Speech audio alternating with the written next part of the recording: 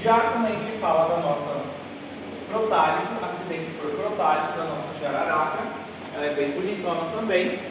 Elas não são agressivas, elas têm o veneno, elas são muito venenosas, mas elas não são cobras que são agressivas, a não ser que elas se sentem ameaçadas.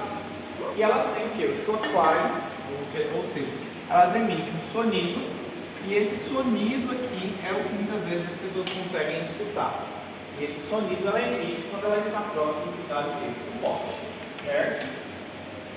Nesse caso aqui, a ação do veneno ela é neurotóxica e hemolítico, principalmente aqui, neurotóxico e hemolítico. A gente via aqui da jararaca era proteolítico e hemolítico, certo? Aqui a gente já vê que ela é neurotóxica também, então vai ter afetação também de pares cranianos aqui, em uma picada de cascavel. O paciente ele pode ter dor no local também onde foi picado, é comum aparecer dor e inflamação também. Parestesia, ou seja, perda do movimento do membro ali também, porém aqui não tem hemorragia no local da ferida onde esse paciente foi picado, certo? Isso não vem acontecendo desse paciente. De forma geral, aqui o paciente ele tem manifestações que são manifestações de quê? Sistêmicas. E aqui a gente observa principalmente uma afetação de neurológica, onde o paciente ele tem diplopia, que é a visão dupla, certo?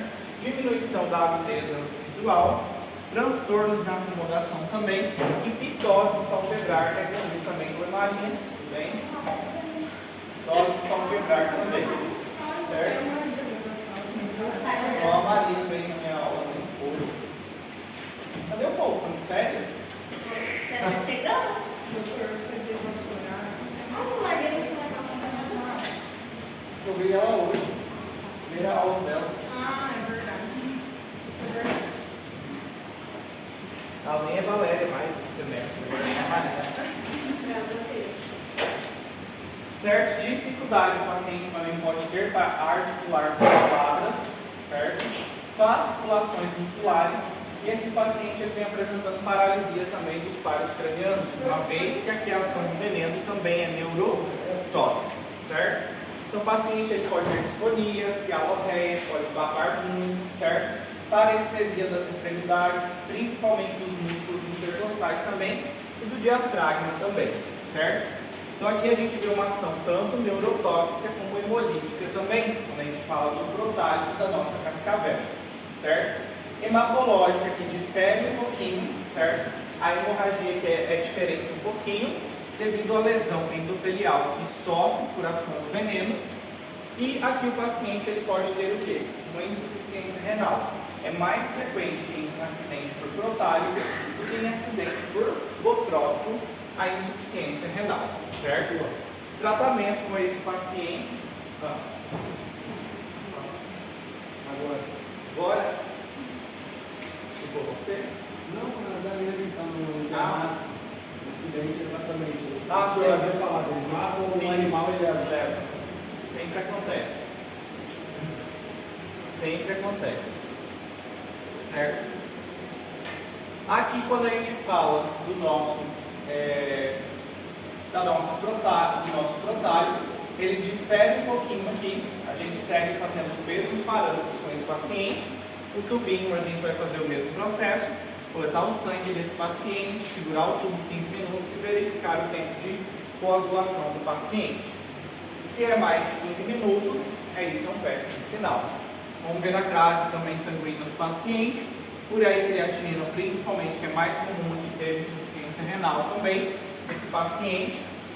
Os eletrólitos também, hemograma, hepatograma, aclaramento de creatinina também, a gente vai ver esse paciente. E também sedimento urinário pode aparecer principalmente se ele estiver evoluindo para insuficiência renal. Aqui o que vai mudar vai ser a dose. No caso do protálico, a gente vai utilizar 100 mg de soro metilfídico. Na jararaca, a gente utilizava 150, aqui a gente usa 100 em 300 ml de soro fisiológico ou glicosado da mesma forma. Primeiro goteio lento, certo? E o restante depois de 1 hora. Depois de 1 hora, terminou o soro, a gente faz hidratação generosa no paciente. Crianças mantém da mesma forma, não recusa a dose. Depois de finalizar 8 horas, a gente vai verificar como está a coagulação de novo do paciente. Se não estiver coagulando, novamente o quê? Soro nesse paciente, a mesma dose. E segue o tratamento igual com um botão, certo? O paciente que ele tem uma picada, principalmente por acidente coronário, ele tem afetação o quê? Principalmente a nível do sistema nervoso. Então o paciente ele pode apresentar com frequência mitose palpebral e diplopia também. Ele pode já chegar incluso no hospital apresentando, certo? Além do mais, o crotálico, o acidente crotálico, ele pode ser muito cardiotóxico também e miotóxico para o meu paciente também. E essa miotoxicidade é o que leva a uma insuficiência renal crônica no meu paciente, porque pode levar principalmente a uma rabdomiólise. Então ele pode ter as manifestações, uma fase miastênica, que a gente fala, principalmente uma falha ventilatória, porque vem afetando os músculos intercostais e diafragmático também, oftalmoplegia também, diplopia, e hematológica, principalmente trombocitopenia, coagulação intravascular disseminada, e aqui ele pode ter um sangramento também a nível de gengiva. Renal, principalmente, a gente se preocupa com a insuficiência renal que esse paciente pode ter devido a uma rabdomiólise. Certo? Essas são manifestações que a gente já falou. Assim o paciente pode chegar apresentando uma mitose palpebral. Isso é comum a gente observar em paciente com picada por crotálico.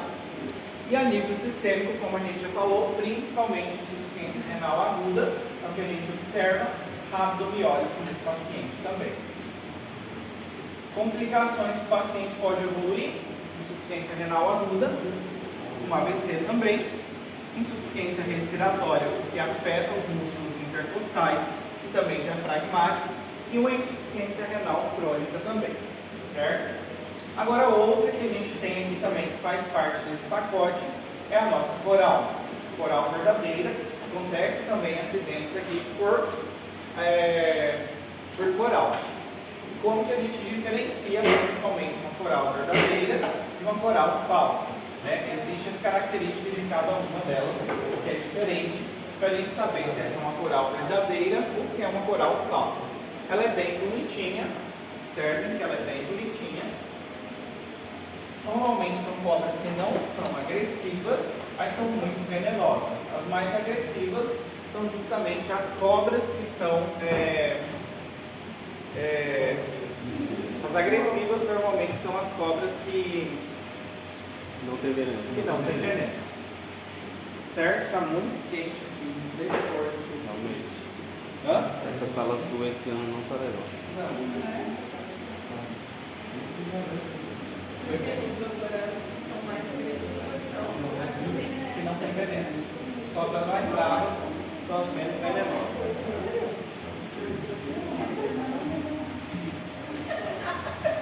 Como que a gente diferencia normalmente a nossa cobrinha? A verdadeira, ela tem bandas que são transversais que circulam todo o corpo. Isso diferencia ela um pouquinho.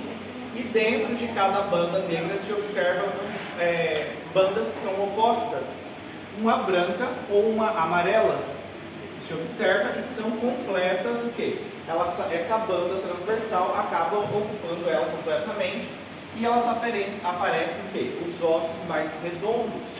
Já quando a gente fala da falsa, observem que ela não é completa. Olha a diferença das cores. Bem diferente, não é completamente as cores, bem falsa mesmo, tá bem? E olha como é bonita a verdadeira. Até a coloração dela é o quê? Uma cor mais vibrante. Mais viva. Vamos ver se a sala 4 está desocupada e a gente passa para lá. Eu li até o ventilador para ver se vai. Não dá não. Aí a gente liga para lá, eu vou lá verificar. Mas eu acho que vocês têm que reclamar.